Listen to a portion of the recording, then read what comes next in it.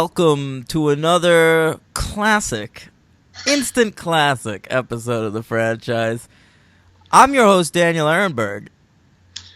And I'm your host, Henry Papali. This is episode 78 of the franchise. Welcome, everybody, back. And here's our guest. Oh, wait a second. Yeah. No guest this week. That's right. We've had guests 3 weeks in a row. And now, let's settle down for a good old-fashioned bro down. Yeah, it's we figured you guys, wanted us back for a little bit, so just the two of us this week. It's just a hang sesh. Yeah. All right. Talking JP3, JW. Yeah. That's right. So let's hang on to your butts. Oh, the Jurassic Park franchise. So yeah, the Jurassic Park franchise, man. Spielberg's in our rear view now. Yeah, he sure is. Let's get on to the bread. Yeah.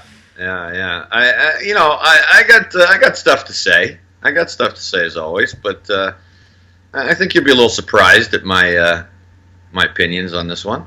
Maybe I'll be at yours. I think, I feel like I'm gonna find your Jurassic Park opinions just as insufferable as I did last week. All right. Just to update you, if you didn't listen to last week's episode, Henry's rankings are currently at Lost World, Jurassic Park. Well, I gave them the same star rating. Yep. I didn't rank anything. So you said you like Lost World more than Jurassic Park. I did, but that's a sort of a separate thing when we do the final tally. All right. You'll see. You'll see. All right, you ready to talk about Jurassic Park III? I am, and I also do have my 2001 list and my 2015 list. I have those too. Don't worry about it. Yeah, I was, so I was just checking. JP3, inarguably the most disposable of the Jurassic Park films, I would say. Directed by Joe Johnston. What a director. He, he made the most disposable Avengers movie. Is it? No, Thor 2. No, disagree. I remember it was like my birthday when you saw that movie. I remember we met up at a bar and you were like, just saw Captain America, the first Avenger. Oh, I'm sorry, I missed it. You're talking about Captain America. Yeah, the Joe Johnston one. Right, it was right after my birthday. Yeah. Yeah. I saw it with my girlfriend and I remember it distinctly because we saw it and the guy next to me was this muscle-bound freak show and he was eating the biggest bucket of popcorn I've ever witnessed in my life, and it was distracting me the entire movie. That's the second story you've told me, one off mic, about going to the movie theaters being terrible. And they were both Marvel movies. Yeah, so don't go to theaters, gang. Don't go. So wait, real quick. We met up after this? Yeah, at that bar on St. Mark's. Brooke was there, too. It was like a bit of a party. Maybe you had just seen Captain America. No, you had. You were talking about it. I hadn't seen it yet. Oh, all right. And you were telling me you weren't into it. I think this was during that Logan period. This is only for us. Logan period? The girl I dated, yeah. Okay, that sounds right. 2011, okay. Summer 2011. Yes. Okay, yeah. Joe Johnston.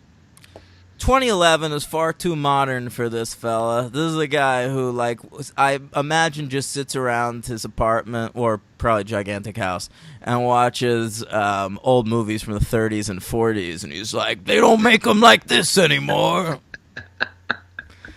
That's what he does, man. He was like a special effects guy for George Lucas and Spielberg. That's how he got his start. Right. And then he just made all these super old-fashioned fucking movies using effects wizardry. And I'm looking at his list right here. Mm-hmm. I really only like one of his movies.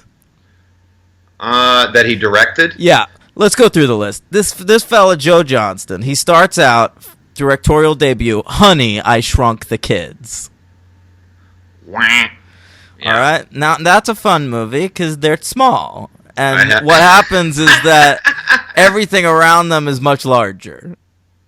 Okay. Yeah. Is that what that is? Yeah, so like they're in the backyard and it's like an ant, right? And like to you and I, right. an ant is very small. Right. But to them, it's like a monster. Oh, so it's like a dinosaur. Yeah, like a dinosaur. Totally. Okay, all right. He follows that up with The Rocketeer. I don't remember that at all. That's the movie of his I like. Okay. But again, it's like, hey, remember the 20s? What good times. Very true. Very true. Yeah, he follows that up with The Page Master with Macaulay Culkin. One of the worst pieces of shit. I saw that when I was like 1994. I was like 8 years old, and I already knew it was a piece of shit. Never heard of it. Yeah. Then he does Jumanji. Never saw it. Saw it. It's silly, but I'm really excited for that new movie.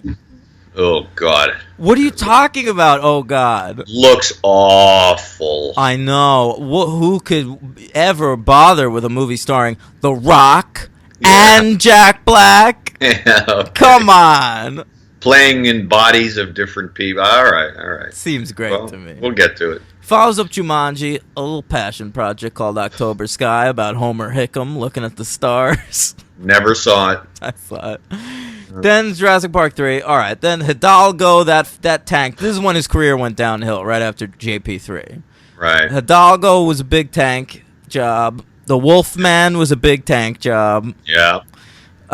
Then he did the Captain America movie. Got a producer credit on that. That probably rescued his career from obliteration. Sure. But he hasn't really worked since then. I think he's doing the next Narnia. Yeah. So, that's Joe Johnston. I've got no time for this guy. That's fine, but I just realized something insane. What? I was going to say that the only movie his I liked was Captain America: The First Avenger, even though I don't think it's very good. But I saw fucking Not Safe for Work on Netflix was his streaming. Weird one that nobody saw. Yeah, on Netflix streaming. I remember it now. Yeah. Not much to say about it at all. But I've Who's seen in it? That dude from Social, Max Mangella. Oh, sure. Yeah. It's a Blumhouse production. Oh, I'm more interested. 73 minutes. I like that. Barely a movie. Sort of like Jurassic Park 3. Yeah. Listen, Jurassic Park 3. Well, I will say this about Joe Johnston real quick. I complain on here a lot about directors not having a style. Mm-hmm. Joe Johnston has a style. I thought you might say that. Yeah. I was trying to figure out what it was. It's old-fashioned-y. It's what? It's old-fashioned-y. It's like old Hollywood. It's like he wants to be making these movies for like Jack Warner. Right. Yeah, that's probably it. There's a lot of big close-ups, like you'd get a bogey in Casablanca. Yeah. The themes are like America and male heroism. Right. Yeah. Screaming females who don't do anything. Damsels. Yeah. Damsels in distress. Yeah. Okay, so we've got here writing credits. Very weird. Very weird. Weirdest part about the whole thing to me. Well, I'll say this. The reason it's so weird is because they had a movie set to be made, Jurassic Park 3. Mm-hmm. And it was going to be... So remember at the end of Lost World, there's that shot of Isla Sorna or whatever. Yeah. And there's a... you see pteranodons out there, those flying... That's right. Flying dinos. Then they were going to make a Jurassic Park 3 where the flying dinos fly off that island and start attacking people on the mainland. And it was going to be sort of like the San Diego sequence in Lost World, but the whole movie... and boy. Pteranodons. And I think they were going to have Sam Neill on the island living like a Robinson Crusoe. That would have been interesting. That sounds good to me. Yeah. But this movie, so they sunk $18 million into this movie. Yeah. And then 5 weeks before filming, Spielberg got cold feet and decided to start over from scratch. Wow. So we hired a few writers. They cobbled together a script. They never had a completed script for this movie the entire time they were making it. Okay. All right. So our writing credits go to, first of all, Peter Buckman, who, I mean, hasn't really done much else except, weirdly, Steven Soderbergh's Che movies. Oh, really? Yeah. Oh, wow. Okay. And the other writing credit is Alexander Payne and Jim Taylor. I mean, they were fresh off of Election. Yeah. And I get, like, all they'd done were Election and Citizen Ruth. Right. That classic abortion comedy. Right. And now Spielberg wants them to write the new Jurassic Park movie. Maybe Laura Dern recommended them. That's possible. Good point, Citizen Ruth. Yeah. Yeah. I can't imagine what else would have. Yeah. I mean, Spielberg has that tendency, though. He'll just see movies he likes and, like, pluck writers from them. Yes, that's true. He put Vince Vaughn in The Lost World because he, like, just randomly saw Swingers. Right, that's true. Yeah. Yeah, you never know. So they cobbled this movie together real fast. They, like, cast it and, like, planned it and wrote it in 5 weeks off the strengths of an Alexander Payne and Jim Taylor script. And I, needless to say, I'm a huge fan of Alexander Payne and Jim Taylor. I don't think they've ever made a bad movie. I agree. I mean, if you don't know who they are, after Citizen Ruth and Election, they did About Schmidt and Sideways and The Descendants and Nebraska. Oh, yeah. And I mean, I think The Descendants is their worst movie, and that's still, like, a really good movie. I loved it. Yeah, right. You're right. Yeah. The new one doesn't look so hot. I think it's an impossible movie to promote, though. I think the premise is really interesting. Mm-hmm. Downsizing. Yeah, we'll see how it comes out. Yeah, we'll see how it comes out. But I have a lot of faith in them. It's true. We'll see it soon. Yeah. Okay, so they make this cobbled together movie. I have here a note that says the first trailer of Jurassic Park III aired during the season 2 finale of Survivor. Oh, look I'm at sorry, you. I couldn't leave that on the table. Wow. You remember that, huh? Well, I didn't watch it at the time. I watched that season much later, but I guess a lot of people sat down to see Tina Wesson defeat Colby Donaldson, and and they got a little Jurassic surprise. Yeah. All right. Jurassic Park 3 was released July 18th, 2001, just pre 9/11. True. On a budget of $93 million, higher than the previous two. A box office take of $368.8 million, which, I mean, is a hit, man. But of course it is. But look at these grosses. Jurassic Park makes over $1 billion. Right. Lost World made like 600 some odd million. Yeah. Now we're down to 368. Yeah, a little bit of the interest is gone, probably. Diminishing returns. Yeah, that's true. It's true. Okay. Now we've got, I have here the top 10 highest grossing movies of 2001. All right. Now, Jurassic Park 3 comes in at this list, number 9. Okay. What else is on it, Hank? Well, it's got to be the first Lord of the Rings. That is number 2. Okay. I will say there's a movie we covered on this list. We've covered about 140 movies, so I don't know. But help me out a little bit. It's okay. a tough year. Number 10 here. We've got, hey, what's that? The Statue of Liberty? No, what? The Lincoln Memorial? Oh, Tim Burton's Planet of the Apes. That's right. God.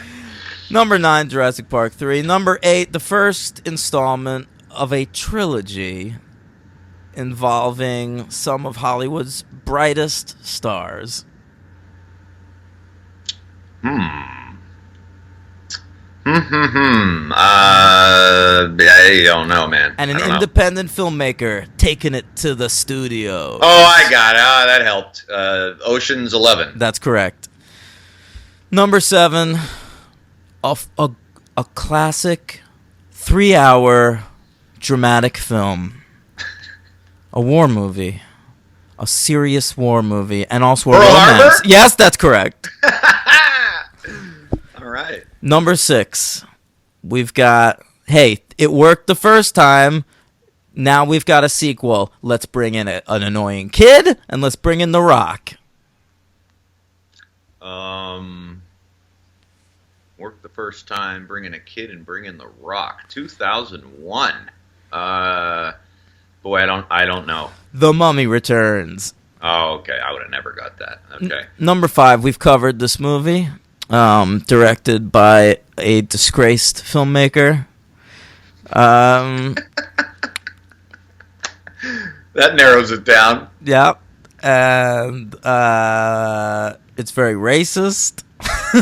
Rush Hour. Rush Hour 2. All right. Yeah. Number 4, a Pixar film. One of their first. I think maybe their like third movie or something like that. I saw it in theaters. There is a sequel to it. A prequel, actually.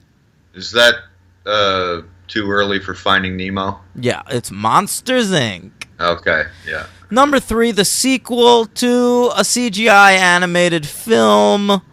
Shrek. Shrek 2, that's right. All right. Number 2 is LOTR, as we discussed. And number 1... it's just the first entry in a really, really massive franchise. Harry Potter. That's right. Sorcerer's Stone, or Philosopher's Stone, as it's known in the rest of the world. Right. Okay. So, you have your 2001 top 10 here? I sure do. Okay. All right, you ready? We've done this. Of course. Okay. We're doing it again. All right, let's do it again. Number 10. From Hell. Yep, number 10, I have Richard Linklater's Tape. Right. I know we've done this because every time you say, well, that should be on my list. Yeah, just like that with Paul Giamatti's voice. That's not my Paul Giamatti voice. Oh, well, it was close. Number 9, Training Day. I have Lovely and Amazing by Nicole Holofcener. Good movie. Number 8, Ghost World. I have number 8, Y tu mamá también. I hadn't seen that at the time when I made this. Okay. Number 7, The Score. That's such a Henry movie. Oh, yeah. Number 7, Waking Life. Hate it. All right. Number 6, The Piano Teacher. Number 6 for me, Vanilla Sky. Oh, low. All right. Number 5, one of your faves, The Gray Zone. Right. Number 5, I have The Piano Teacher. Okay. Number 4, Sean Penn's The Pledge. That's a really Henry movie, too. What a Henry year. This was the year of Henry and the Taliban. Okay. Number 4, I have Ghost World.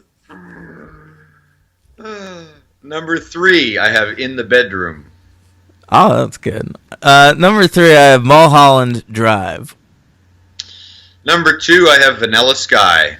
Number 2, Wet Hot American Summer. Of course. And I'm sure we have the same number 1, The Royal Tenenbaums. That's right, Royal Tenenbaums. Okay. Yeah, best movie. That was easy the best movie of that year.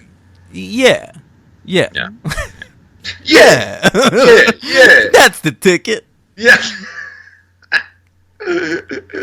All right, so, Double J, Joe Johnston, he's trying really hard at the beginning of this movie. So you get the Universal Studios credit, and then you hear a boom right?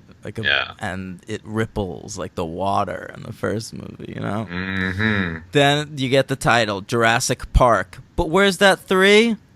Oh, hang on. Claw marks. Yeah. That was a sound effect I had on my That was phone. good. I liked it. I had it ready. Claw marks make the 3. And then we're told that we're going to an island near Costa Rica. Restricted location. Okay? That was great. That's one of my biggest movie pet peeves. Come Oh, on. man. You're telling me a story here. Just tell me. I don't care about the location. If you're not going to tell me, don't even put it on the screen. Yeah, right. Then it's restricted. It's fucking bullshit. There's a little bit of that in Fast and Furious post Kurt Russell, too. I'm not into it. Oh, okay. Yeah, sure. Yeah. So there's a little kid, because we need a little kid in all these fucking movies. Yeah, but mercifully he's not in it that much, I thought. He's in it enough. And he's with he's hang gliding with a friend. Parasailing. Whatever. He's with a friend. And possibly the only part of this movie Alexander Payne and Jim Taylor brought in. Right. That's right. I caught that. It's the guy from Election that says about the Reese Witherspoon character, her pussy gets so wet, you won't even believe it. Yeah. That's that guy. Mr. Novotny or something. Yeah. He's the one later on in the movie Broderick bones his wife. Right. Yeah. Big Election wreck if no one's seen Election, which I can't imagine, but... No, I'm sure there's people out there. But yeah, that's an incredible classic film. Check it out. So Pussy Gets So Wet guy, he's parasailing with this kid, and then the boat goes into some fog, and it crashes. Yeah. And they crash land on the island. Yep. We later find out that Pussy Gets So Wet guy died, but... he was the kid's stepdad. Yeah. Well, full-on stepdad? I think it was just like the dude his mom's dating. I don't know. I mean, this was a really funny thing. Right away, we might as well bring it up because it's pretty much told right after. So you don't know just like in the first 2 movies, a lot of relationship confusion for me here. We don't know his relation to the kid. We don't know his relation to Téa Leoni. We don't know Téa Leoni's relationship to William H. Macy, and we don't know Sam Neill's relationship to Laura Dern. Yeah, I know. That was a lot of misleading. Misleading stuff. Let's get to it. So, by the way, I hate that opening scene. There is green screen in that scene that would not look out of place on Saturday Night Live. It is bad. You're right. The worst was the shot of them tethered to the rope, and they just show the rope. Going down into smoke? Yeah, all they got to do is show a rope, and it looks terrible. My lord. The dinos look... The dinos look fine to me. Yeah, honestly, for some reason they were able to get the dinosaurs to look more real than a piece of rope. Right, yeah. So then we go back, and Sam Neill is hanging out with his son that he has with Laura Dern. Or is he? Or is it? No, it's not. They broke up at some point, which is so sad. So sad and makes no plot sense other than that I guess Laura Dern didn't want to be in the whole movie, or they didn't want her in the whole movie. I think Dern would have done it, honestly. I guess they just didn't care. This movie, by the way, has contempt towards women. That I didn't think about that. That's probably true. We'll get to Téa Leoni. Right. I mean, there's only one woman in it, really. Except for Laura Dern, who pops up twice. Right. Okay, so Laura Dern is now married to Harry Renard, the guy who Giovanni Ribisi lost all of his money in Boiler Room. Good call. Oh my God! Wow, that's right, Harry Renard. Yeah. Come on, Vin, you got to get him his money back. You got to do one right thing. Yeah. Sign this piece of paper for Harry Renard. Oh boy, That's a great movie too. love that movie.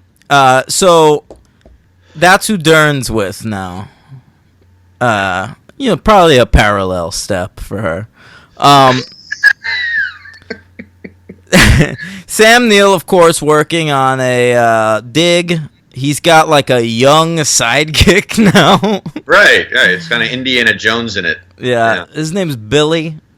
Yeah. Billy. It's such a generic name.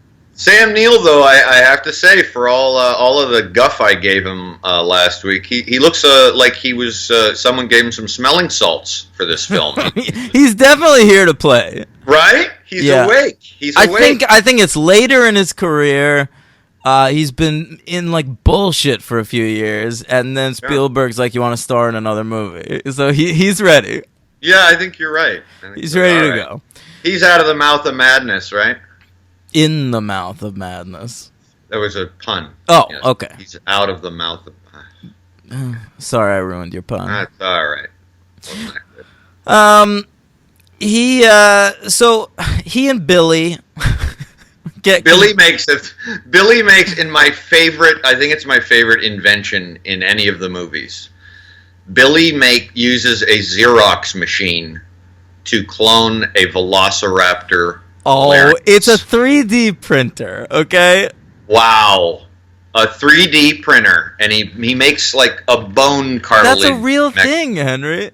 Yeah, but like, wow, that's pretty cool. Who's Billy? Billy, I only know from one thing. Yeah, I saw him in that Bernie Madoff movie. He's in that. Well, I'm just telling you what I saw. The Richard Dreyfuss one or the De Niro one? No, the good one, the De Niro one. Well, yeah. I didn't think either of them were good. But I liked it. Okay. Yeah, he's in a bunch of stuff I've seen, but I don't remember him in any of it. He's the most boring part of Junebug. Oh, I didn't see it. Yeah. She's like he's like Amy Adams' brother-in-law. No. Yes, I was right. He's in a couple of good movies, but I don't remember him in any. No, this fucker's boring. Right, he was in A Most Violent Year. He was in American Hustle. I don't remember him in those at all. He was in Laurel Canyon. I don't remember him in that. I don't know what this guy's story is. What's his name? Alessandra Nevolo? Well done. Thank you. Yeah. Okay, so he and Alan Grant get taken to a bar that is playing an original Randy Newman song that he wrote for this movie. Get out of here. I swear to God. Wow. And then... That's great. So it's William H. Macy and Téa Leoni. And, I mean, all right. Hey, William H. Macy, one of the all-time great actors. Agreed. Yeah. Okay? I thought little Fargo throwback, because he's throwing the word heck around a lot. Heck do you mean? Heck do you mean? And he's got a mustache. Yeah, well, he doesn't in Fargo. But no, but in some of his earlier movies. Yeah, you're right. Yeah. Yep. So, and you got Téa Leoni. Right. Now, Téa Leoni... Yeah, you got to give me your take on her, because I don't really have much of an opinion on her. I have a take on her. Right, okay. Téa Leoni is a TV star, okay? Mm-hmm. She's on a show right now called Madam Secretary, and I watched the first 2 episodes of it, specifically because Téa Leoni is in it, and I think she's a great TV star. Okay. Téa Leoni has no business being in movies. Ever. She should never be in a movie. Yeah, I'm looking at the filmography right now, and she's like Juliana Margulies. That's a good parallel. Keep that keister on my television screen. Yeah. She's not in anything that stands out to me as her being a big part of it. She plays with her tits in the Brett Ratner movie The Family Man, which is a family movie but has her playing with her tits because Brett Ratner's a perv. Right. And I remember that. It stuck with me. Yeah. Was that one of the things you said to him when you met him, or? Well, you remember I called after him. I liked The Family Man. Right. Right. After he waved you off. Now you can wave him off. I've done it plenty. Yep. I mean, what else has she been in? You got anything? Yeah, I did, and then I took it down. Oh, I'll bring it back. I saw her in that Ben Kingsley joint, You Kill Me. oh, God. Yeah. All right. She's just like a bit player in most of the things she's in. I remember her in Flirting with Disaster, Yeah, right? But, yeah, and she's fine in that, but right. like, I don't know. Get her to TV. Yeah, I'm with you. I have no problem with that. Yeah. Okay. Yeah. So they talk. Alan. They say they're a couple, a husband and wife team of adventurers, Yeah, and they've done all the classic stuff. Gone to K2, gone to the, adventure tours. Yeah, they're rich billionaires. Yeah. They promised Sam Neill if he'll take him to fly over Isla Baruna that they'll give him a big check for his funding. Yeah, they'll fund his dig, which is exactly what got him to go to Jurassic Park in the first place. He has not learned his lesson, and he is a greasy little money grubber.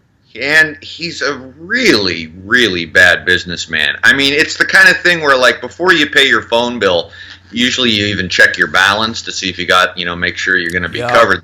This fucking guy, he accepts the offer with having no evidence of these people whatsoever. He just has dino smarts. He doesn't have street smarts. You're right. Yeah, he's got that raptor skull in his backpack, and he just says, "Yeah, okay, I'll do it." Yeah.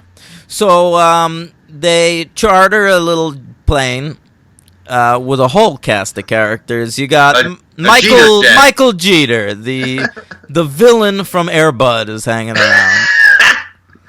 I always remember him from The Fisher King. That was his. It's a big role for him. Sure. He's a red. He's got that crimson mustache. The late Michael Jeter. Oh yeah. Yeah, like 15 years ago he died. Yeah. Bummer. Yeah. Oh well. Hey, so they're on the plane. Billy explains to Alan. Alan makes fun of his backpack. Right. And what an old-looking piece of shit backpack. And he's like, "You don't understand. This is my lucky pack." Yeah. That's right. What's going on here? See, explains this in-depth story that I don't know about you, had me on the edge of my seat. But do you remember The Lost World? I tried not to. Julianne Moore has a lucky pack in that. Oh. Lucky backpacks are not a thing. I didn't think they were. And yet we've encountered them in 2 consecutive movies. I didn't even remember that she had one. Don't you remember when they're like falling off the side of that cliff and she hangs onto it and Jeff Goldblum's like, "Oh, your lucky pack." Oh, right. The most boring scene in that movie. Yeah. There's more boring. But, so there you go. He's got a lucky pack. Set that up. The plane, of course, crashes. Yeah. And it turns out, but not before the worst scene in the movie. Where Alan falls asleep on the plane and has a dream that Billy is a dinosaur. Oh, my God. Talk about Saturday Night Live. That's some Alexander Payne writing, probably, though. Probably.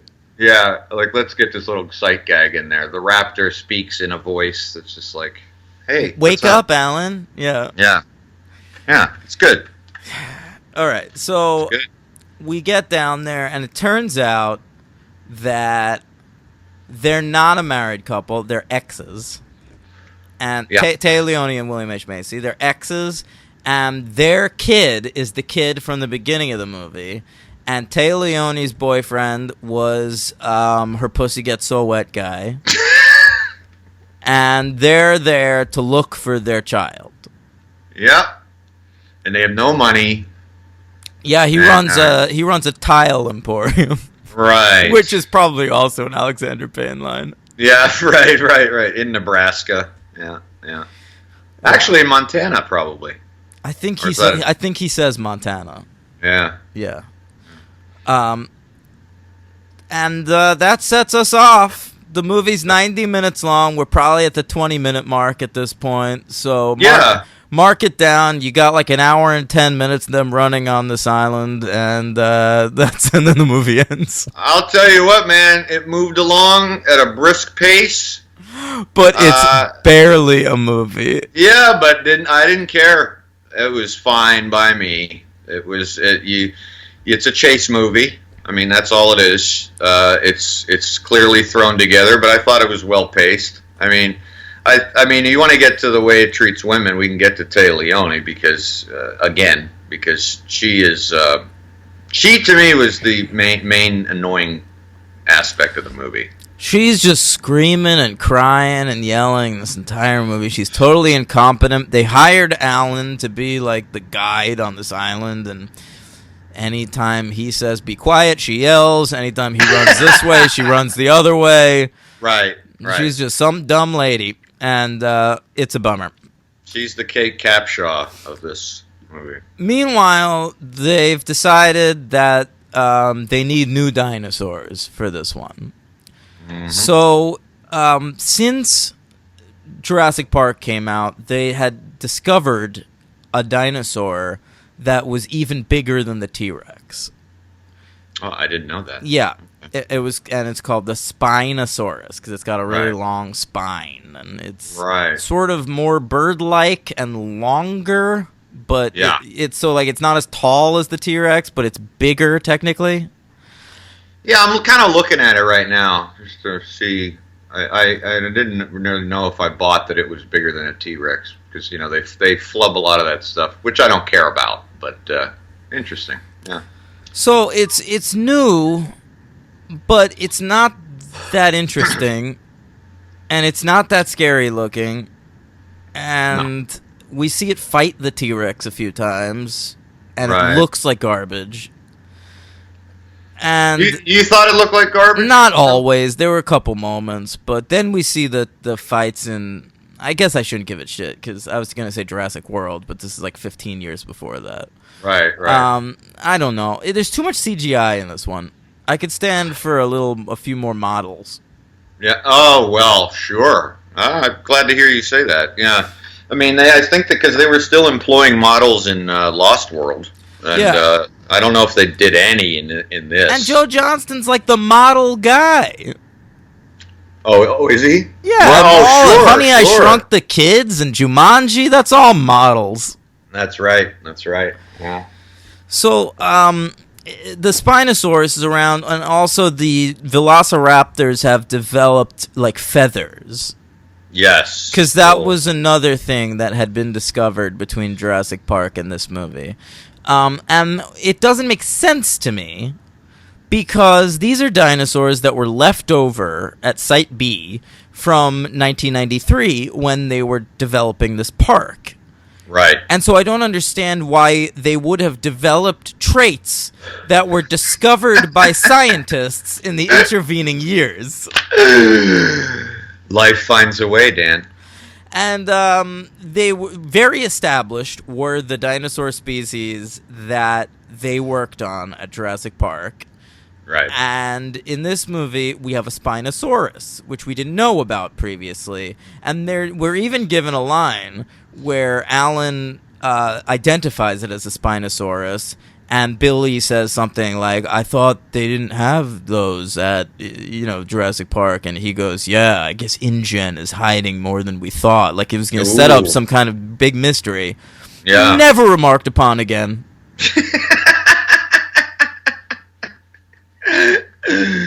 Yeah. So the Spinosaurus eats a guy that has their satellite phone. And so then they're able to track the Spinosaurus and know when it's around because people keep calling the satellite phone and the ringtone is going off and you can hear it from inside the Spinosaurus's digestive system. From apparently miles away. Yeah, it's a loud phone. This is when cell phone jokes were still making the rounds, I guess. I guess. Ringtone jokes. But, my mom can't hear her cell phone when it's in the kitchen. Yeah. What are the chances in a jungle Right. You're gonna hear this cell phone from inside a creature. I don't know. It's yeah. You would think that. Well, eventually, the Spinosaurus shats it out. Yeah, they dig through shit. I'm watching this scene thinking like, oh, William H. Macy. Yeah. You poor bastard. It's a paycheck. He just got done playing Quiz Kid Donnie Smith. And, oh, yeah, right. Yeah. He's one of those actors, sometimes difficult to peg because he does do occasional grunt work.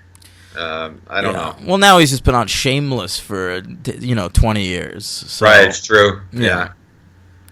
Shameless is a show that I remember around the time it was in the 4th season. I was like, well, it'll probably run like 6 seasons, and then I'll watch the whole thing. Mm-hmm. And now it's going into its 9th season, and wow. I will never watch this fucking show. Wow, I've never seen it. I see what you're saying. You never had seen. You were gonna just watch it. Yeah. I'd heard good things. I was like, I'll binge me this too. sucker. Me too. And and now I can't do it. 9s? No thanks. Yeah. Come on now. Yeah. So they find the kid. He's been living on this island for a while now. I think this kid living on this island for like a week, the way he does, makes him the world's foremost dinosaur expert. I would think so too. He's lived amongst the dinosaurs He is the Larry Fishburne of this island. Oh, you're making a Predators reference? Yeah, and what's the other movie he showed up in that we were talking about? What was it? Off? Maybe it was off podcast. Was Legally it Passengers? Oh yeah, Passengers. The same shit. Like he just appears. Maybe he was busy. I don't know, doing Matrix Reloaded or whatever. That would have been around this time. By the way, music in this movie done by Don Davis, who did the music for those movies. Sure, not using those electronica themes though here. No, Blue Man Group was not available, so they got Don Davis. Actually, on the recommendation of John Williams. Yeah. Weird. Yeah, a little weird. He was like, "Please don't hire like James Horner. I want to look good here." I want my iconic theme to at least retain some integrity. Don't have Hornerize it up. Yeah. So, I mean, Grant gets along with this kid real well, and it's at this point in the first movie, Grant didn't know how to talk to kids. Right. And now I feel like he only knows how to talk to kids. He has like an actual intelligent conversation with the kid. And it's the only well-written dialogue in the entire movie. That's interesting. Yeah. Well, it's because it's like one of the only conversations. That might be a good point. Too. Yeah, like there's just a lot of shouting and don't go there type of stuff. And run. Right. Don't run. Run. Don't run. That's a bad idea. Dr. Grant says it's a bad idea. There's a lot of that going on. Yeah. I'll tell you what this movie needed, my friend. Hit me. It needed some Goldblum. It could have used some Goldblum. Would have helped. He gets a name check. They talk about his book. Yeah, and that was kind of funny. Yeah. When the kid says I didn't like it, and like describes the character, and Sam Neill's like, we have more in common than you think, kid. Or whatever accent he's trying to have. Yeah. Yeah. Right? It's like a strained... Yeah, go ahead. It's just a bad American accent. Oh, I thought you were going to do it. Yeah. It's just like... I mean, in the first movie, it's that's not what I'm going to do. Right. It's like stentorian John Huston-esque accent that was used a lot. Again, in the 40s and 50s. I'm surprised Johnston didn't just ask Sam Neill to be like, all right, see, when you do the talking, just try to make it like this, see? Like an Edward G. Robinson thing going on there. Should have just done that. It would have been safe.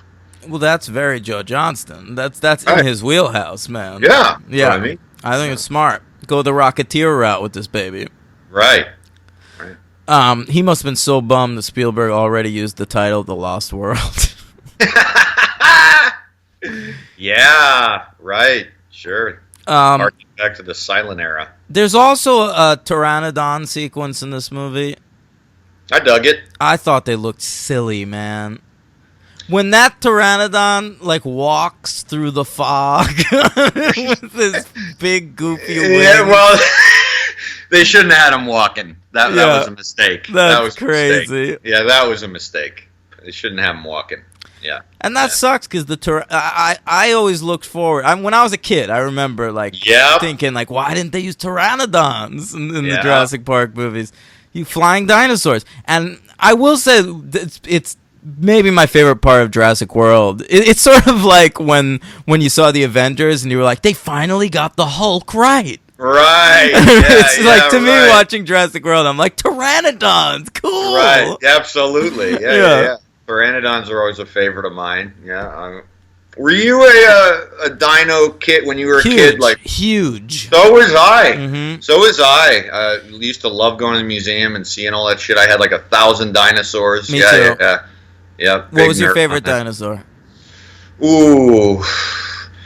Well, the pteranodon was definitely up there, but I remember I always loved the.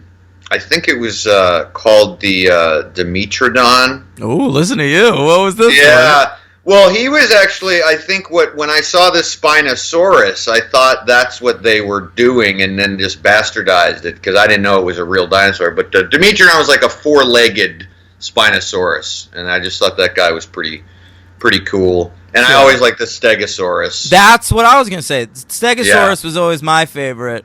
Yeah. And I remember I was bummed they weren't in the first Jurassic Park, but then I was pretty satisfied with the brief use of them in The Lost World. Yeah. Definitely. Yeah. I don't know, man. I loved all of them. I loved dinosaurs. They're awesome. They are awesome. It's fucking cool that dinosaurs lived on this planet before we did. It's fucking cool. It is cool if you buy the science. I mean, Shut the fuck up. I don't buy it, but.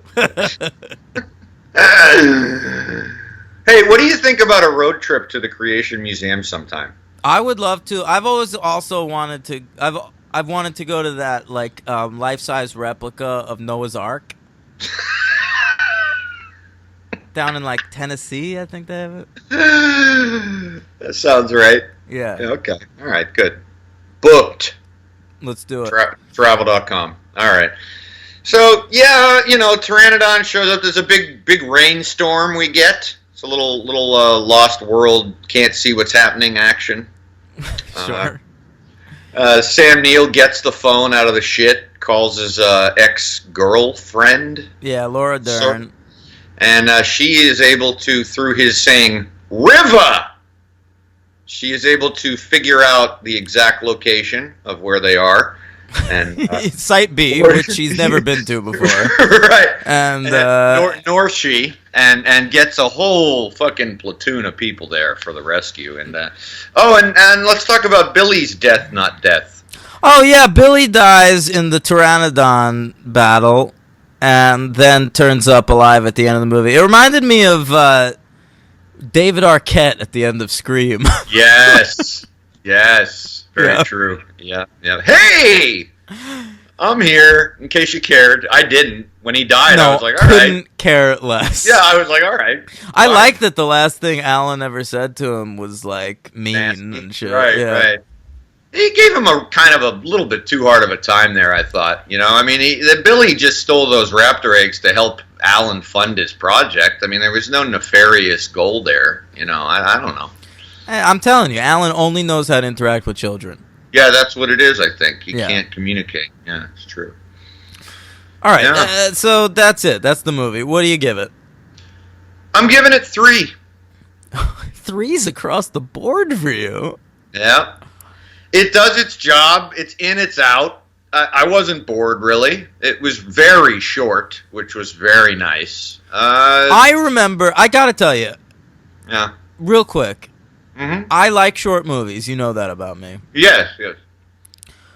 this is not just any movie. This is a follow-up to Jurassic Park, which was a big deal for me when I was a kid. This is a bigger deal for you than it is for me. That's been established. No, so I sure. know, but I'm just saying I very distinctly I know, remember seeing this movie in theaters. Right, okay. And walking out of the movie thinking I didn't get my money's worth. Oh, really? Yeah, I can see thinking that. like this didn't feel like a full movie. Like there should have been like one more big set piece after. I can understand that. Yeah, I don't know. I can understand that for sure. Yeah, for me it was perfect. Okay, but yeah, no, I get that.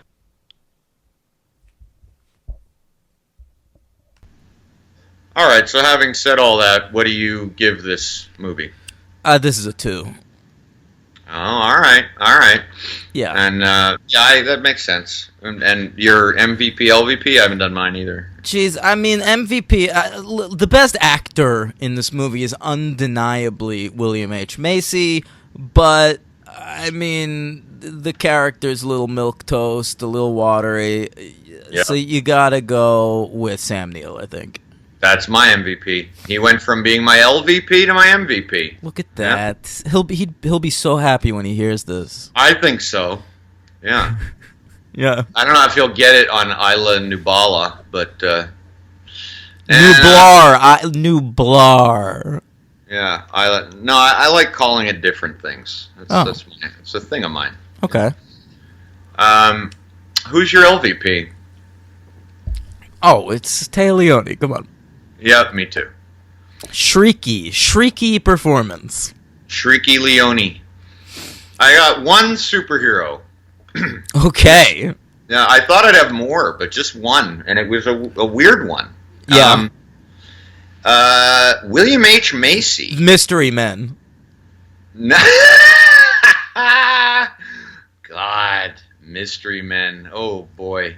Is that not what you were gonna say? No. But that has to count.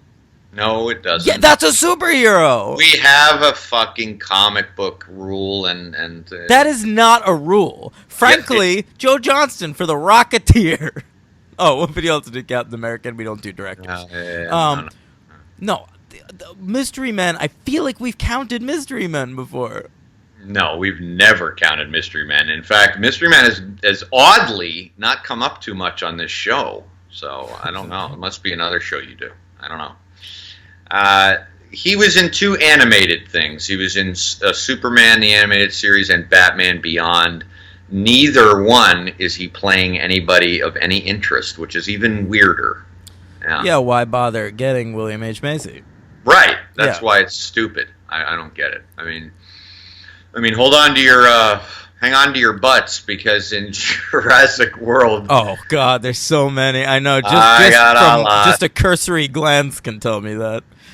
Yeah, but they're all interesting, good ones. There's not a lot of animated stuff. It's all like kind of big in your face stuff, which is good.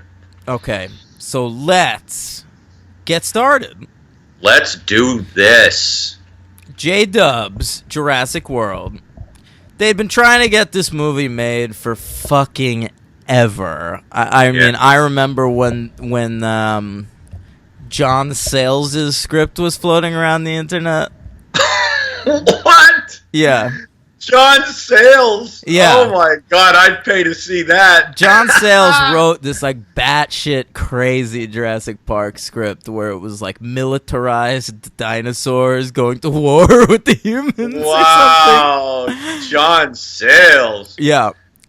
Was Chris Christopherson in it? You know, Chris Cooper. I don't think actors are ever approached. Real contemplative, muted version of Jurassic Park. No, apparently it was totally the opposite. It was like the John Sayles that wrote Piranha. That's funny. Yeah, it was like totally bonkers and crazy. And then there was going to be, and so for a long time, Joe Johnston was attached to direct it. And I'm convinced that the only reason Jurassic World wasn't made sooner was because Joe Johnston kept going to Steven Spielberg and saying, hey, when are we going to do the next Jurassic Park movie? And Steven Spielberg was like, oh, well, I don't know, but you're totally attached to direct it. Like, you're... It'll 100% be you. Don't even worry about it. Uh-oh. Yeah. Yeah. And so then for a little while, the John Sayles script was going to get made with Alex Proyas directing. Ooh, the Crow, right? Yeah, and Dark City. Dark City. That's a good movie. Yeah. They both are. And get ready for this cast. It was going to star Emmy Rossum was going to be the female lead, and male lead Jeremy Piven. Oh, that's right. I remember that. I remember reading that. Oh boy. Mm-hmm. Whoops. Dodged a bullet there. Yep. His new show, Wisdom of the Crowd, got canceled. He'd like to have you believe it was because of the multiple rape allegations against him, but that might have been part of it, but also the wisdom of the crowd tells me that nobody wants to watch a fucking Jeremy Piven show, you piece of shit. Go hide away in your fucking hole. I hate you. Whoever would have wanted to watch a show with Jeremy Well, Piven? I mean, Entourage was huge. Ugh. God. Yeah. But, I mean, this is a CBS show starring Jeremy Piven. Literally no one cares. Right. So, fuck that guy and his toupee. What? I never thought of that. What are you talking about? Don't you remember him on the Larry Sanders Show in the mid-'90s when he was balding? No. And then all of a sudden he had a full head of hair when Entourage came on? I never watched Entourage, and I never paid much attention to him. He was always just balding to me, so I don't remember him with the toupee. Okay, Interesting. Fuck that guy. Yeah. Jeremy All right. Piven. He was the least surprising of all of these molestation allegations. That's probably true. The second Harvey Weinstein went down, I was like, okay, when's Piven?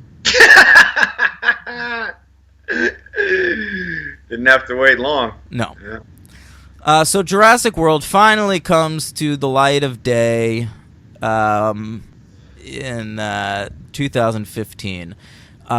Brad Bird was offered to direct this movie, and he's the guy who directed The Incredibles, and Right. then I think He did one of the Mission Impossibles. He did, but I think his directing career is pretty much stalled right now because he did that Tomorrowland, which tanked real bad. Yeah. But he suggested Colin Trevorrow to Steven Spielberg. Okay. Of whom I've seen nothing. Me neither. But he had a big calling card at the time, big movie. I mean, not big, but like an indie that did very well in certain circles called Safety Not Guaranteed. Right. They had already had a script from a husband and wife writing team named Rick Jaffa and Amanda Silver. Okay. I don't know too much about them, but they're working a lot now. They did the first two in the Planet of the Apes reboot. Right. Rick Jaffa's name, I knew it rang a bell. Yeah, that's his main thing. Yeah. He also wrote The Relic. Which is a good movie, by the way. Is that... Oh, I'm thinking of Mimic. The Relic is one with Penelope Ann Miller. Yes, and it's a monster movie in like an art museum. Right, I saw that a long time ago. Yeah. It's pretty good. All right. So Colin Trevorrow got the job, and he had never seen a Jurassic Park movie. Wow. Yeah, so he decided he's going to go back, rewatch all the movies, and then rewrite this script with his writing partner to be something that more suited his style. Okay. Having watched Jurassic World, I'm not quite sure what his style is, honestly. I realized, yeah. Well, I've never seen Safety Not Guaranteed, so maybe that would give me more clues, but I don't know what to look for in this movie. But you've seen Rise of the Planet of the Apes, the first one. No, but that's Rick Jaffa and Amanda Silver. I'm saying Jurassic Trevorrow. Colin Trevorrow and his writing partner Derek Connolly. Okay, yes. Yeah. Right. So they rewrote the movie, and all four end up with writing credits. Right. This was released June 12th, 2015. Yeah. A very high budget of $150 million. And It's not that high. I thought the budget would be bigger. It's the biggest by a lot of this franchise, but it's also 2015 now, and most movies are being made. Most of these big movies are being made for over $200 million. I will say Universal Studios tends to be a bit more frugal than your Disney's. Oh, is that right? Yeah. That's interesting. I didn't know that.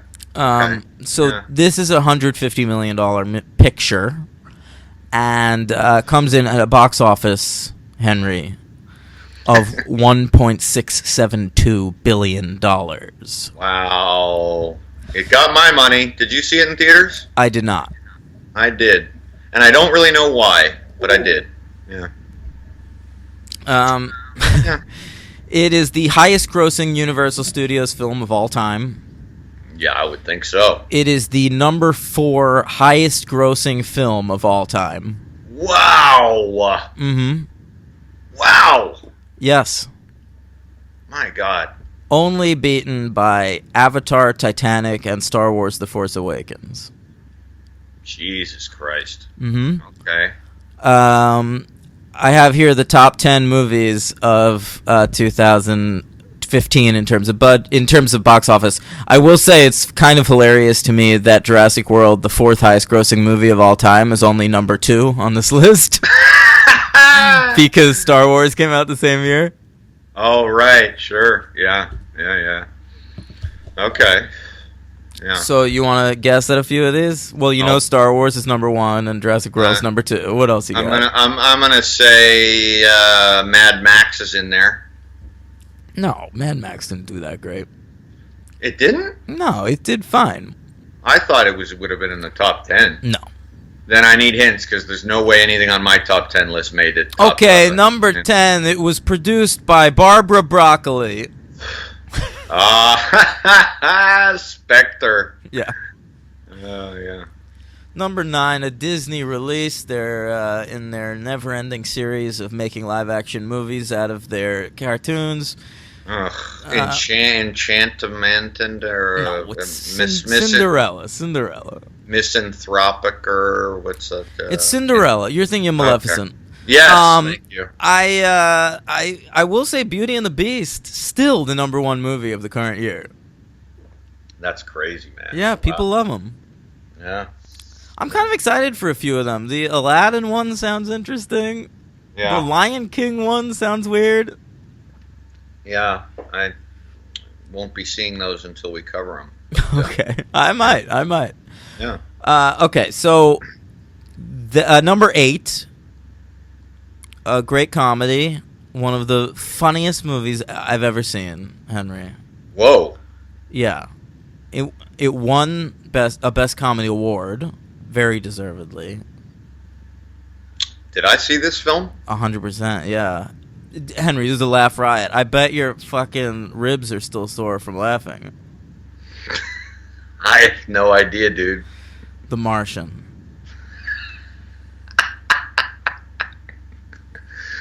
Oh, boy, did I not like that one. Yeah. Number 7, a movie we covered, a part of a 4-part franchise that we really loved, and this is the worst part. Oh. The worst and final part.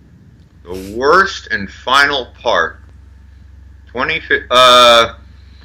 Hunger Games? Hunger Games Mockingjay Part 2, very good.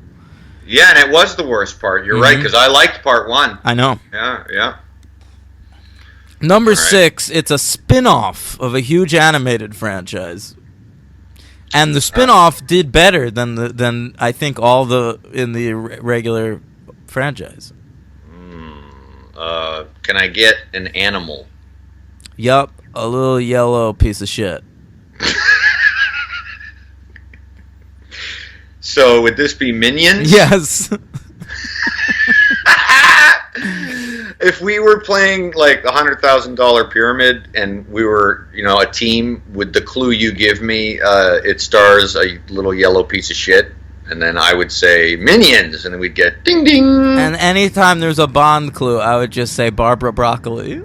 That's all you've ever had to say. Yeah. That's all you've ever had to say, Barbara Broccoli. Number 5, Henry. It's been a long road without you, my friend. Oh, one of the faster. And I'll tell you all about it when I see you again. How can we not talk about family when family's all that we've got? We definitely needed a reprise of that. Thank you. It was due. Mm-hmm. Yeah. Which one? Which one? Oh, man. Come on, which one has that song? Fast and Furious?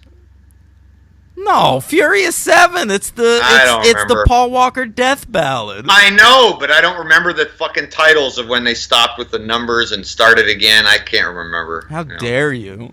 Yeah, true. Number 4, one of Pixar's best films. It's great. That's all I got.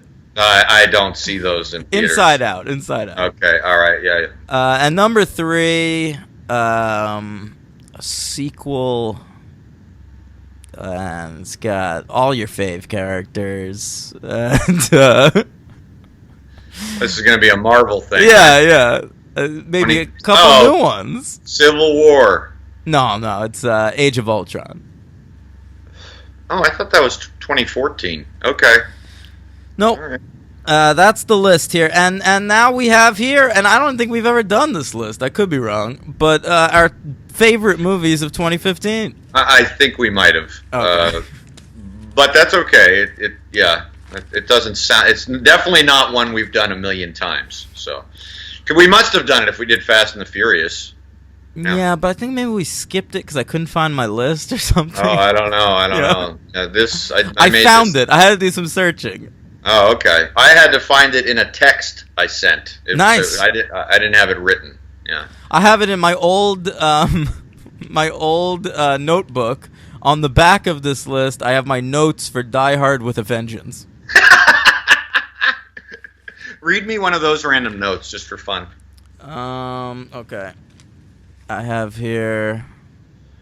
First lady villain has the indignity of being fucked by Jeremy Irons.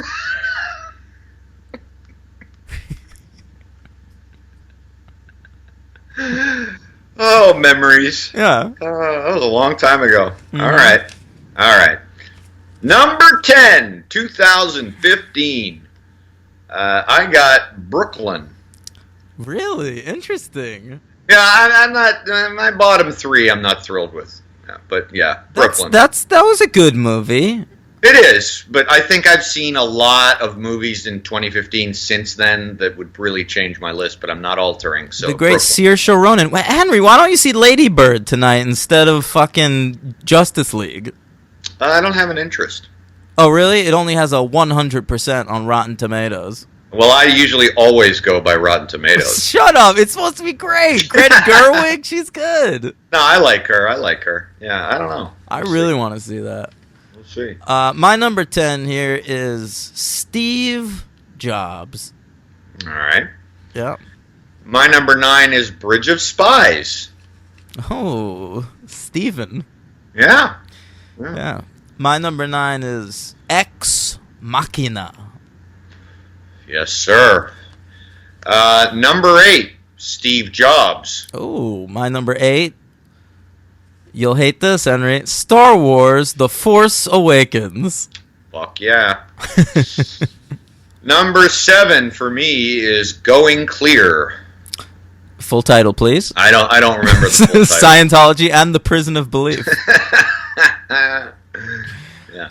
My number 7 is Dope. Right. I still never saw that. Great. Number 6 for me is Ex Machina. Very good. My number 6 is The Diary of a Teenage Girl. Didn't see it. Number 5 for me. You don't like films about women. I think that's the problem. No, I don't like films about kids or teenagers. Is that Lady Bird? I guess so. Yeah. That's Okay. all. That's like all I like. Right. That's why we're a good match here. I wish there were teenagers in everything. Yeah, and I'm glad when there isn't one. I wish like Schindler's List, like the focus was just some teen.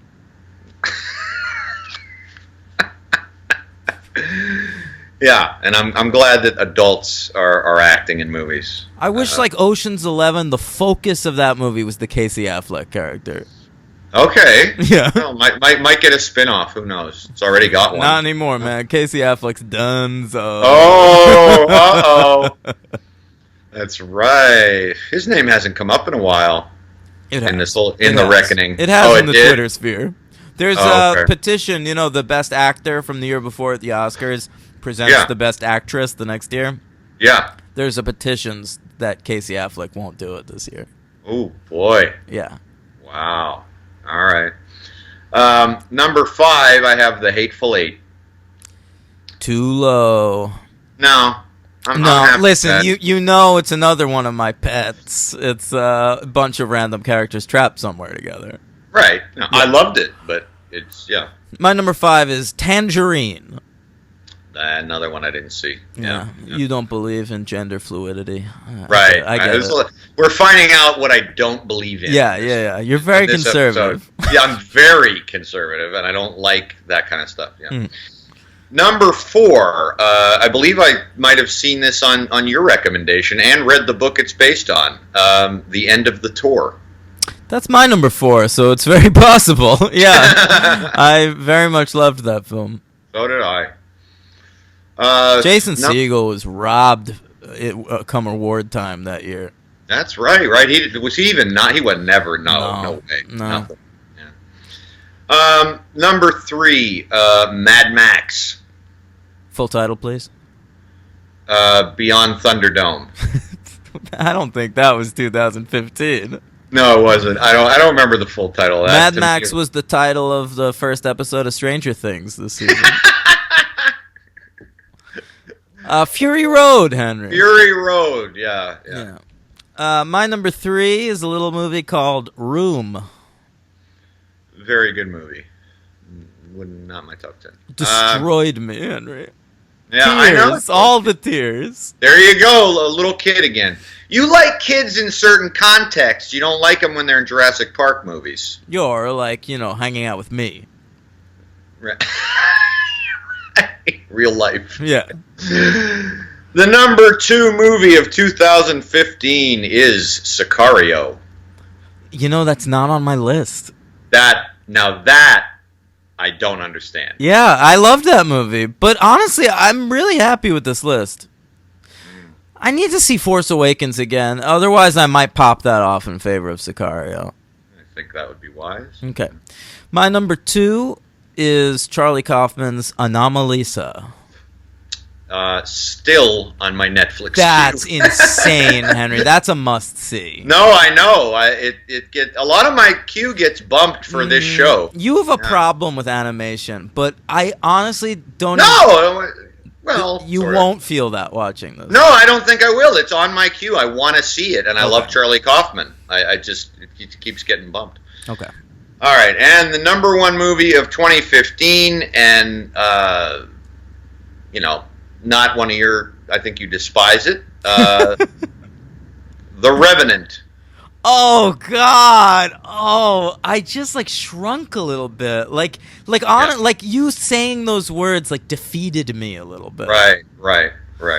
Yeah, I mean, wow, what a piece of shit that movie is. Leonardo DiCaprio, just terrible. Right. I think there's another actor in it, but I couldn't tell. Domhnall Gleeson, is that who you meant? Domhnall Gleeson. He was actually pretty good in that movie. Right? Mm-hmm. Yeah. I hate that movie. Sorry. Yeah. No, we know that. We all know that. Our listeners know that. Yeah. Okay. It's come up before. Yeah, okay. My number 1 movie is The Hateful Eight. Okay. I understand that that's a divisive movie, but I love it. I like it. I just number 1 movie of the year. Not for me under any circumstances. I've watched that movie 4 times now, and I can't get enough. That's interesting. To me, that's how I don't rewatch movies that much, but when I lock into something, I can rewatch it a lot. Like how I've watched The Social Network a ridiculous amount of times. Right. That's one of those for me. I can watch it a lot. Interesting. I haven't seen it since the theater, and I actually do want to rewatch it. I think it's actually been streaming now on Netflix. So I think that's true. I would like to see it again. All right, Jurassic World. We open. I don't remember. What's the first scene? Well, we got some brothers, right? Of course, we got a pair of brothers who are ready to go on a vacation. That's right. It's a snowy cabin or house in the suburbs, and Judy Greer is their mom. Fun to see her in a big budget movie. Yeah. You know, say goodbye to these. That's from Arrested Development. Okay. So then her husband is played by David Wallace from The Office. Yeah, that's all I can think of. Yeah, yeah. Which is super weird because he was just like an office guy that like they hired. He was like not an actor. Yeah. And now he's in Jurassic World. Good for him. Really? Yeah. So there's they're going on this trip to see their aunt. One of them's like a teen. He's in like 10th grade. And he's like a dickish, like teen angsty kind of kid, but he's good looking. He's got a girlfriend, but he's looking for poon, like wherever he goes. Yeah, he's just like, fishing for tail. Yeah, I think his little brother is the kid who's in all those Insidious movies. He's also, by the way, franchise crossover, Henry, the kid from Iron Man 3.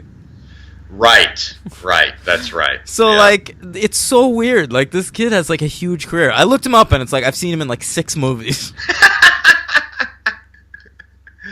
Very busy. Yeah. Very busy 8-year-old. Yeah, he's got a better career than his older brother. I looked him up. He was a regular on that show, Melissa and Joey. Uh-huh. You know that show? Nope. It was on for, like, 5 seasons, Henry. Listen to this. ABC Family sitcom. Called Melissa and Joey. The Melissa in question was Melissa Joan Hart. And the Joey in question was, of course... Joey Lauren Adams.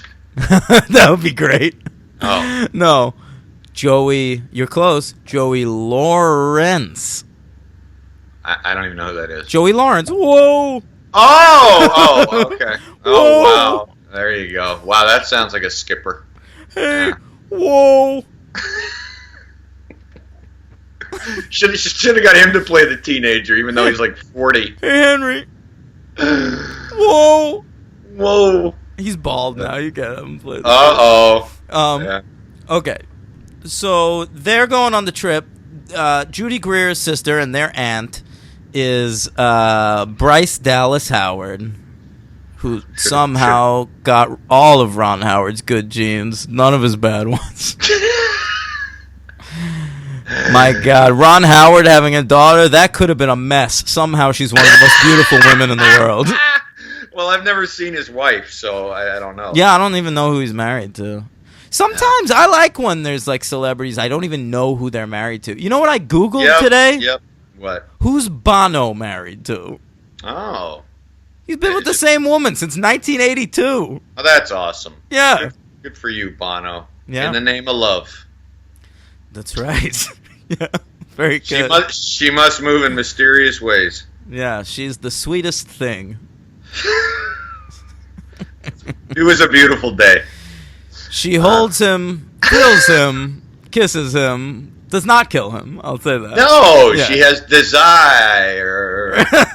Oh, God. I didn't know I knew that many songs by you two. Get out of here. I know. If we sat here right now, I could rattle off 100 U2 songs.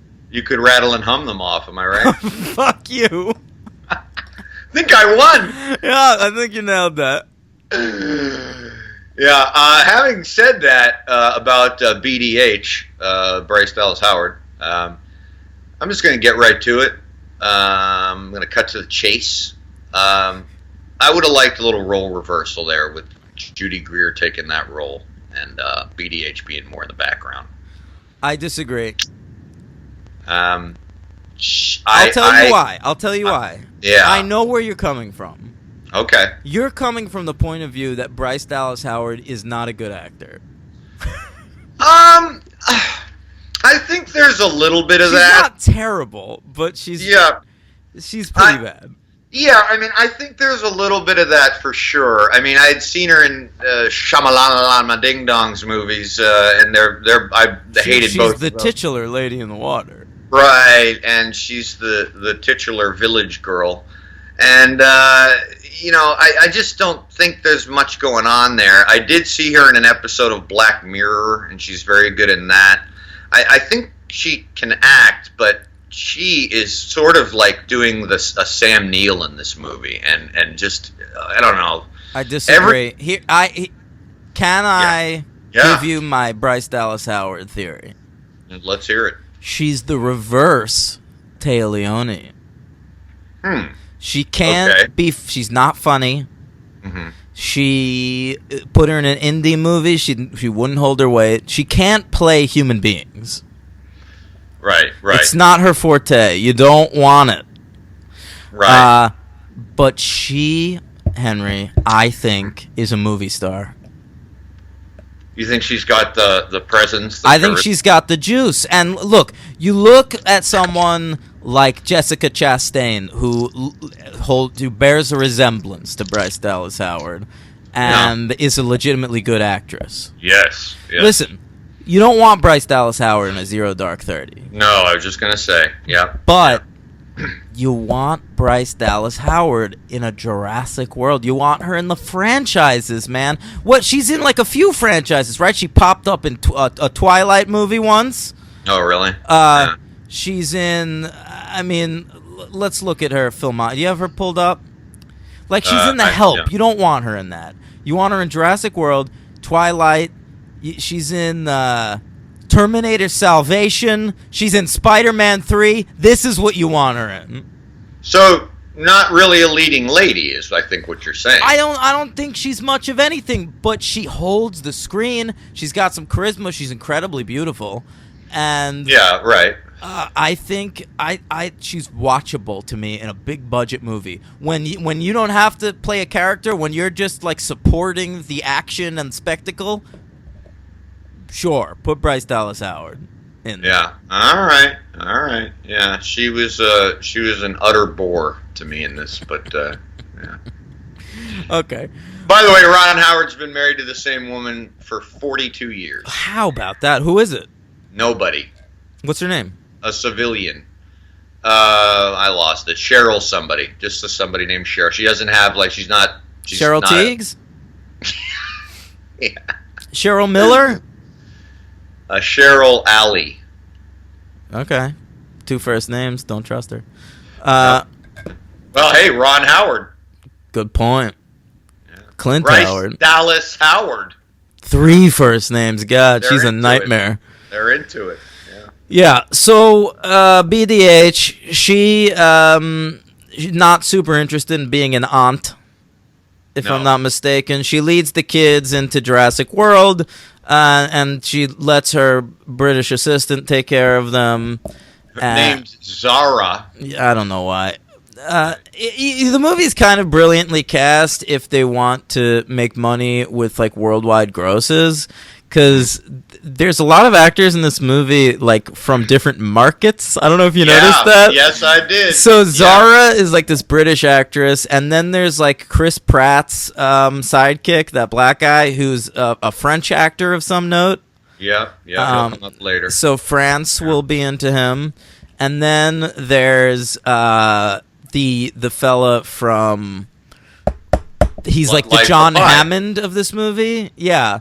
Life of Pi. Right, Irfan he's an Indian Khan. Actor. Is he Indian or is he like Pakistani? I don't want to No, he's Indian. Okay. And he's a good actor. He was in Slumdog Millionaire and Life of Pi and shit. And I like him in this movie. He's got a great death scene. I really like this actor. Yeah. So, but again, like India is a huge international market, so it's really smart to put him in this movie. Yep. I think they did it's kind of brilliantly cast. It's so perfect. It shouldn't surprise anyone that this movie made as much money as it did. No, I agree. I saw it in the theater. Did you see it in the theater? No, I already answered no to that. You asked me already, you nincompoop. I'm sorry about that. No problem. No, I watched this movie drinking, of course, on my couch, and it was fun to watch it sober this time. I remembered it in kind of fragments. Right.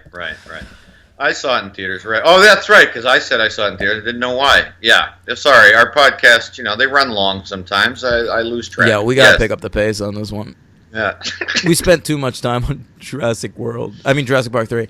Yes. No, it's fine. I will say that this I was rather nonplussed by it the first time, and I liked it more this time. I also liked it more the second time, without the weight of expectations. The fact that this is a movie featuring a working Jurassic Park, so it's basically a giant theme park like a Disney World with dinosaurs in it that is currently in operation.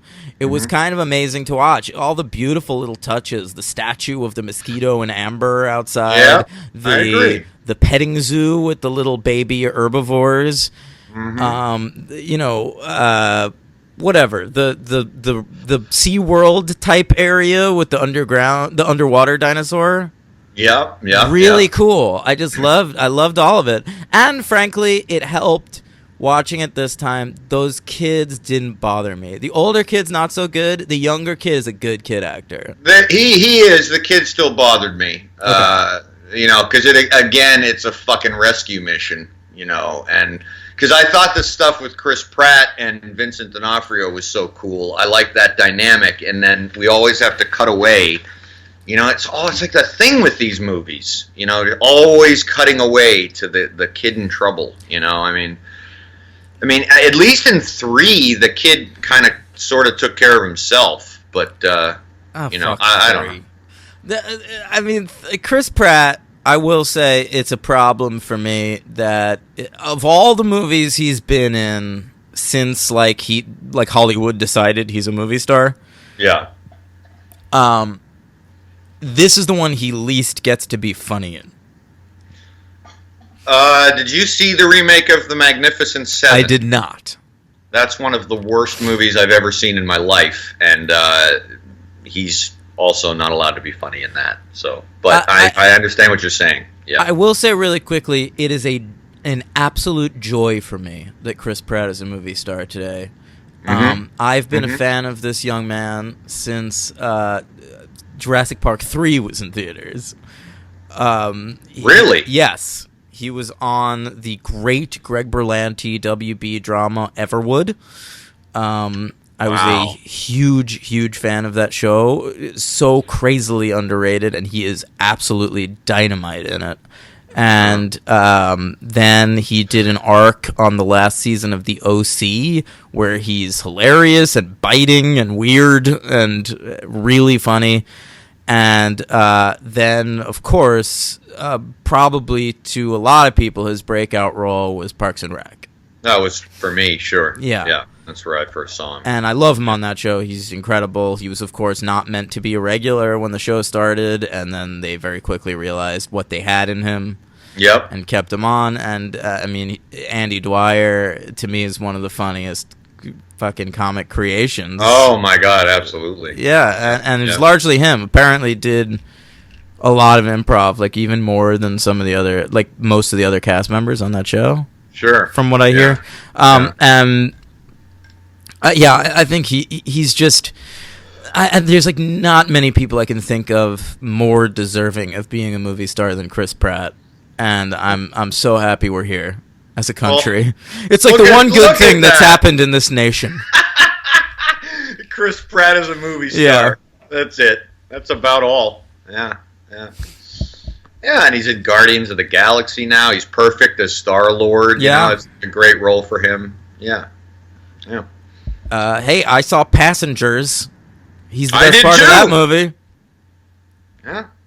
Everyone hated that movie. I didn't. Listen, the first 45 minutes of Passengers, I'm going to go on record right here. They're good. Yeah, I agree. It falls apart in the second half. But a little bit. But first 45 minutes, I'm down. Of the space movies that came out in that year, it was better than Life. I'll say that. I saw that one. I would never have seen that. That clunker. That was Jakey G? Mm-hmm. Okay. Yep. So Yep. Pratt's in this movie. He's sort of like the Muldoon, and he's taking the care. Raptor Wrangler. Yeah, Raptor Wrangler. He's taking care of these animals. He's like their alpha, I guess. Like they sort of look at him as like their mom, and so he has a little bit of control over them. A little bit. Yeah. And that goes to crazy lengths late in the movie, to the point where like this movie ends with like him nodding a brief moment of gratitude and a raptor nodding back at him. It's fucking ridiculous. Yeah. Yes. It is. But it's fun. He's running around this movie being attractive and having zero chemistry with Bryce Dallas Howard. But I'll let it slide. God, that's true. Yeah. I don't blame him, though. I don't blame Chris Pratt, but I will say Bryce Dallas Howard is presented in this movie as a workaholic, as though like being a workaholic is the worst fucking thing a person could be. Right, and too much so. I mean, they dress her like a fucking character out of THX 1138. Like, it was the weirdest. Like, did you notice? It's that? a weird like skirt pantsuit combination. So bizarre with an odd collar. I don't know what to say about it. It honestly, late in the movie when she finally pops that jacket off and she's just wearing like a tank top, like it makes a lot more sense. Yeah, it's just a very strange choice, and then that weird page boy haircut. Like I think that worked for me fine. I don't know, man. I was missing Julianne Moore. Yeah. Yeah, I mean, of course, as an actor. Well, just a little bit more in the moment, like what you would kind of be like, a little more dirtied up, and your hair is a mess. I will say I have a big problem that no one's dirty enough in these movies. I mean, in Jurassic World, because right. There's a scene where, like, these kids have been through the fucking ringer. They went out in that little bubble car and got, like, tossed around by this new dinosaur in the movie. That's like it's a creation. Indominus Rex. Yeah. Which is a name they make fun of well enough in the movie.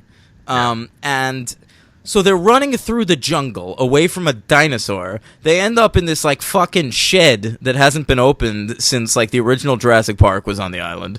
And they like fix a fucking 20-year-old car, which fucking bullshit, but fine. I like that little thing. That was a little throwback to the first movie. It's the same.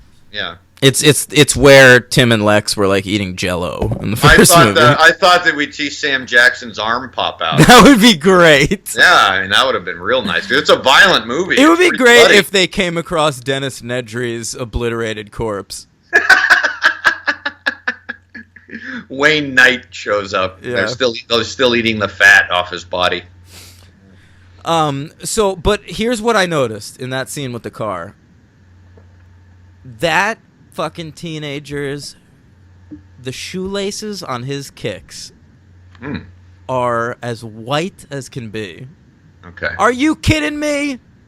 This kid's trudging through the jungle and his shoelaces look like they were bought this morning. It's crazy. Didn't notice. Wow, didn't notice that. Okay. Get out of here. Pay attention to detail. It drove me nuts. And the same thing with Bryce Dallas Howard. She's so put together and perfect the whole movie. Like finally, like when the pteranodons are chasing, like her hair gets a tiny bit frizzy. Is she still wearing her high heels at that point? No, I think she pops those off, right? I don't know. I'm not sure. I don't know. Yeah. So that's the setup basically. The kids are on the run. Bryce Dallas Howard and Chris Pratt are trudging through the jungle trying to find the kids. This advanced dinosaur, which can employ camouflage, is lost. He like escapes from his paddock and he's running around killing dinos and the occasional humans. Yep, and Vincent D'Onofrio, villain. Wants to weaponize and militarize the raptors, and later we find out this new dinosaur because the new dinosaur has like some raptor DNA in it. That's right. Yeah, that's right. Yep. Which is a fun little side plot, and I hope we kind of touch on it in the sequel coming up. Yeah. I loved Vincent D'Onofrio in this movie, as I love Vincent D'Onofrio in anything. Agreed. Yeah. Yeah, he's great. That guy, I don't know. I mean, I maybe he's capable. I'd have to look at his probably gigantic filmography. He's probably capable of a lazy performance, but he doesn't seem to ever give one. I don't think he is capable of a lazy performance because, like, listen, he plays like a bug creature in Men in Black.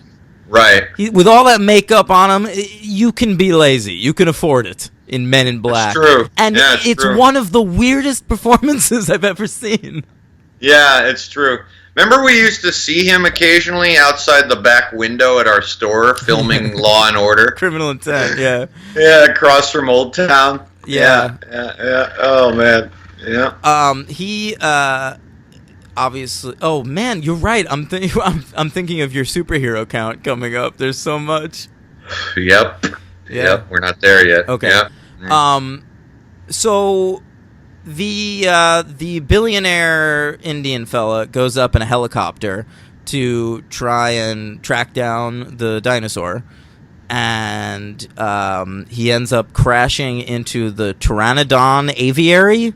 Yeah. And the Pteranodons escape, and this is my favorite part of the movie. Well, now let me correct you and be a nerd here. They're not pteranodons. Pterodactyls? That's the same thing. Oh, really? Okay. Yeah, they're pterosaurs. And the only reason I point that out is because I thought it was a weird thing in 3, because I'm sure pteranodons were both herbivores and carnivores like most birds, but these guys have like teeth and different faces. They don't have the big long beak. They're just fucking carnivores all over the map. This explains why in Jurassic Park 3 I thought those dinosaurs looked so fucking goofy and unscary, like Muppets.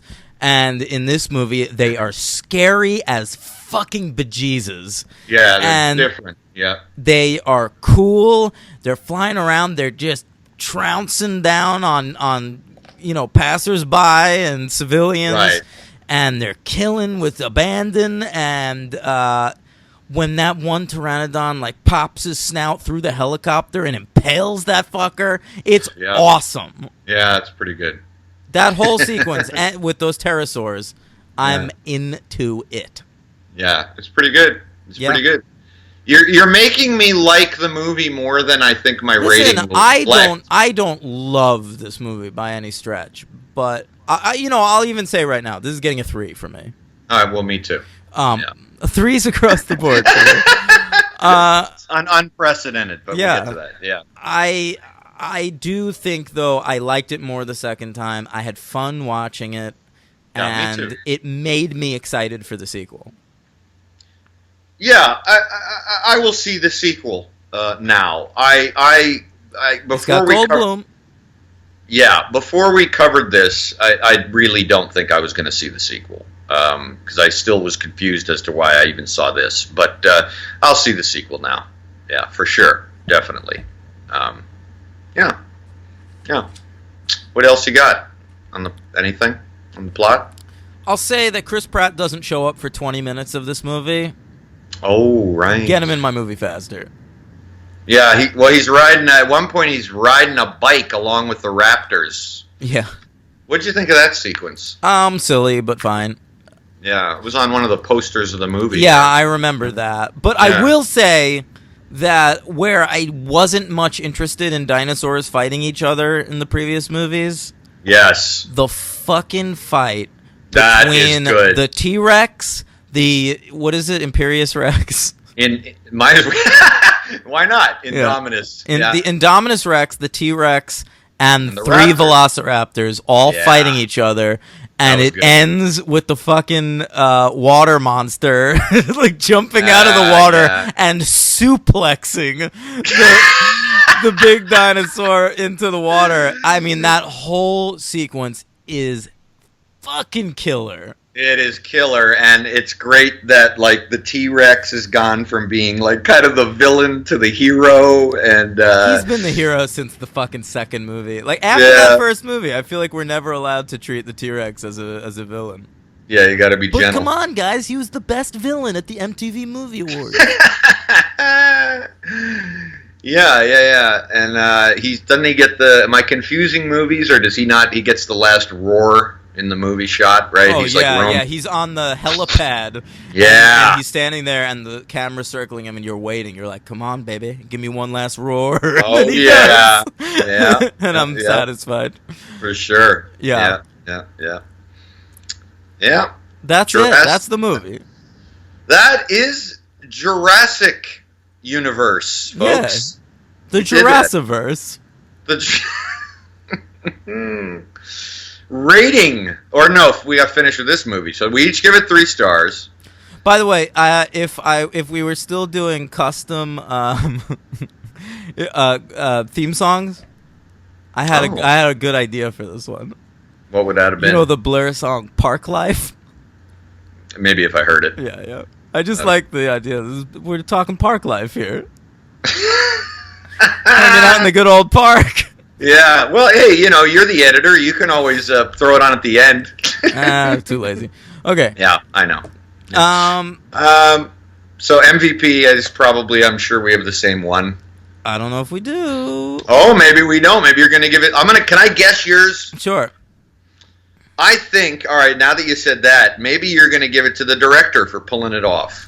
No, I'm not going to. Listen, I do think he pulled it off. I like Colin Trevorrow. I think I should see Safety Not Guaranteed now. And and I'm looking forward to seeing what he does next, because it is not the next Jurassic Park movie. He wants to do something else. Okay, then you're going to pick Vincent D'Onofrio. That is who I'm going to pick. I think he is really dynamite in this. And while I love Chris Pratt in everything, let the guy be funny. It's his best thing.